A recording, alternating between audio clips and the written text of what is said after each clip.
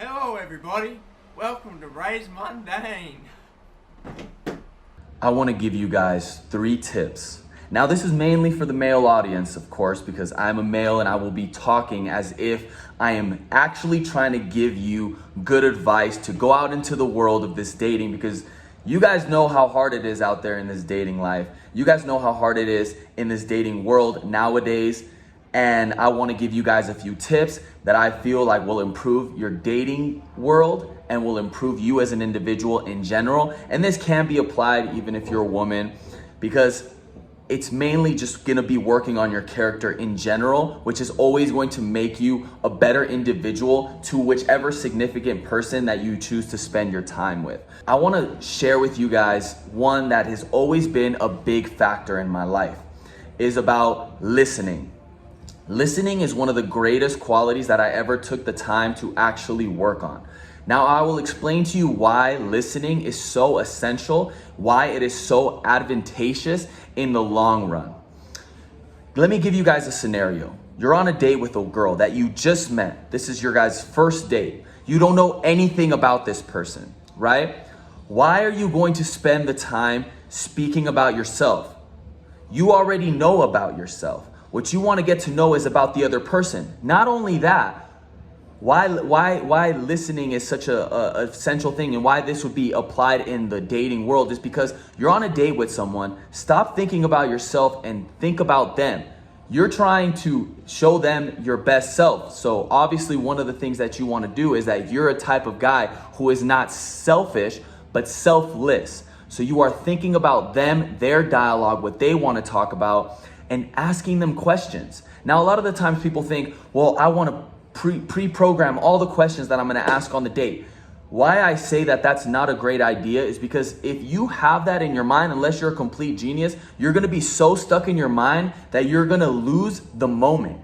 You're going to lose the moment. When you're talking to someone, anything that you ask him can sprout new dialogue. For example, let's just say I ask a girl, what is your passions? And she tells me, I really like cycling. You know, I'm really into cycling. I'm into rollerblading, and also, you know, I have a 5-year-old sister, and I help her. I'm helping her with like her kindergarten homework or whatever, etc., etc. So she just gave you 3 very important things in her life. Now let's just go and grab different dialogue, so I can prove to you. Grab different dialogue and different questions that will sprout 30. 1 hour, 2 hours of dialogue within just this first 3 these first 3 things that she said. From what hobbies does she have? So one of them was cycling. Now, the more knowledgeable you are about any of these topics, obviously the more questions you're going to be able to sprout up from them. But cycling, the first thing that came to mind is the Tour of France. So one of the things I could ask her is be like, cycling, that's interesting. Have you ever viewed like the Tour of France, blah, blah, whatever? And then she's like, no, I haven't. Okay, that's just one thing. Wow, that conversation could die right there. But there's so many things within that one thing. I could be like, oh, cycling, do you do it competitively? Is it more like when you're cycling, does your mind just kind of go free? Or is that your time to think? Is that your time to reflect on life? Or why is it you just like exercise? You know, you got bad knees. Is that why you're not running instead of... You get what I'm saying? It sprouts so many different conversations. Now, what was the other one? Oh, the 5-year-old daughters, or she has a 5-year-old sister. So you're like, oh, you know, how is it to be so much older than your sister? Do you guys feel like you're still able to connect with her? You know, does she look up to you? You know, how is she liking kindergarten? You know, how did you like kindergarten? Now you just start kind of bringing still using that same core conversation. You could be like, oh, how did you like kindergarten? She's like, oh, no, I don't remember kindergarten. He's like, oh, okay. Obviously, I don't remember it either. You could be like, you know, how did you like elementary? Or how did you like high school? What type of girl were you in that type of environment? Were you, were you like in different cliques? Was it kind of that thing? Or were you just the same person you were back in high school? Are you the same person now? What has changed? You get what I'm saying? I'm just trying to prove my point that if you're in a situation with someone and you're able to actually listen to them and take the time and be fully focused on them, so much dialogue and so much just great conversations that will make them feel good about themselves will sprout from that one simple application, which is listening, to be a good listener. And trust me, it's something that you just need to work on. It's obviously not gonna come right off the top, right the first day you try it, but it's something that you have to put yourself out there. Now, a lot of the times people are very shy to give themselves opportunities because they're scared and they're fearful that they're gonna say something dumb or whatever, et cetera, et cetera, et cetera. But my thing is that, like, if you don't ever put yourself out there, you're never gonna be able to become better and better and better and better and better at these things.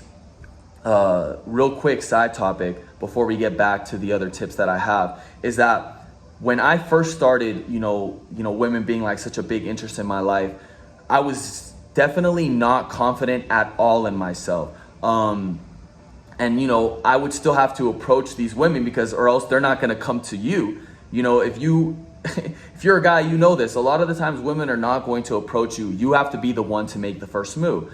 So I would go up to a girl and, I'd be like at like this club at like 18 years old, just a dancing club. And I would be sober because I don't drink. And so it was just me going up to this woman. And when I would go up to her, if it went well, boom, I felt good because I was getting that positive affirmation. That confidence was coming into me because we were having, she showed interest in me. But when it went bad, especially right in the beginning of the night, a lot of the time it ruined my entire night. And that negative, that lack of confidence that comes in when you get rejected was it was an overwhelming pain in that situation when I was 18 years old. And, it's still to this day, it is very tough to do. But what I'm trying to say is that the first time is hard. The second time is hard. The third time, the fifth time, the 20th time, it's not as bad.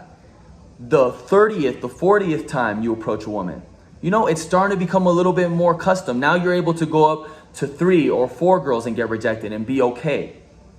You get what I'm saying? And putting yourself out there, putting yourself in an opportunity, in an uncomfortable situation, there's opportunity to grow. So if you're on this first date and you're like, oh man, I'm not that great of a listener, but I want to actually give this a shot. Instead of relying on like what you've learned in the past, be that having a million questions in your head and then not really being able to enjoy the moment. If you just use that time to apply it to try to get better at listening, something that you can hold for the rest of your life, it's always going to be a great beneficial layer onto you as an individual. The other one that I want to bring up is confidence, because I was bringing up its predecessor almost, which is the lack of confidence, which is insecurity. Now, I believe that confidence, one of the ways that confidence came within me was when you work on yourself.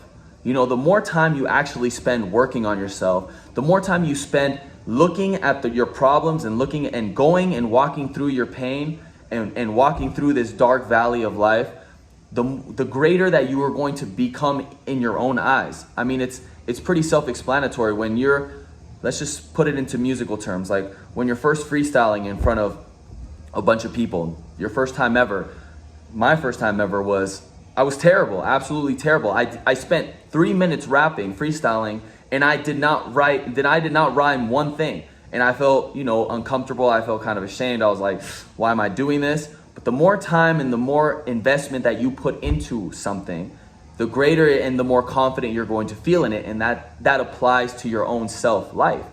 When you're spending time working on yourself, it's always going to make you more confident. When you're putting yourself in uncomfortable situations and then realizing that, oh my gosh, it wasn't as bad as I thought it was, that's one little step forward in this journey of life, and one little step forward in becoming more confident in your own skin and in your own flesh. All those steps that you're taking throughout life, putting yourself in tough situations and overcoming goals, overcoming obstacles that back in the day you weren't able to accomplish, are going to keep growing that confidence from within you. So now we have good listener, which I could do a whole nother segment on it, a lot, diving deep into it if you guys would like. And the other one would be confidence. Now, the third one I will say is to be yourself. Now, a lot of people are gonna click away from this video. Oh, not be yourself. I've heard that tip a million times. But I'm actually gonna break it down in terms of this dating world. Why being yourself is so essential.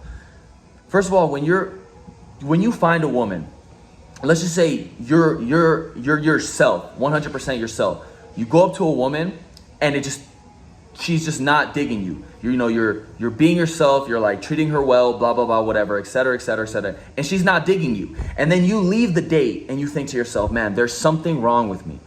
Obviously, this girl doesn't like me. I need to work on this. I need to get better at this. I need to get better at that. I need to change this about myself. I need to change that about myself. Okay, pause. I'm all for improving yourself and changing certain aspects, especially if they're negative qualities about yourself, qualities that you know are detrimental towards your health, towards your inner being. Those things I'm all for changing. But sometimes a woman will be attracted to things that are not good. So she just may not be attracted to you because you're showing things that are qualities that she will desire one day in the future, or qualities that she should desire, but she's not. So what I would do in a situation like that is, the date didn't go well. Okay, that's fine. But she didn't like you, and that's fine. There is millions and millions of women, some people from your opposite sex out there in this world. So don't get so clinged on to why this woman doesn't like me. She just might not be the one for you. She might not be the woman that you need inside of your life. It might be a woman you desire because of her physical attributes, but mentally, she's not the woman for you in that way. So why being yourself is important is because when you're yourself and you do meet that right girl, what's great about that is that you're able to attract her not by being somebody else, not by putting on a mask of what you think she wants. You're being yourself because, and you're being yourself 100% in front of her. That means when she falls for you, she's falling for you. She's not falling for a character that you created in your mind to make yourself a better individual. No, she's falling for you. So be yourself, become better at listening, and keep on tackling different obstacles in your life. Keep on putting yourself in uncomfortable situations to improve. And I believe that will bring you more confidence in yourself. So those are 3 tips that I would share with, for example, if I had a future child, this is 3 tips that I would share with them. Hopefully you guys enjoyed this. I'm not gonna do as great as an outro as Raz.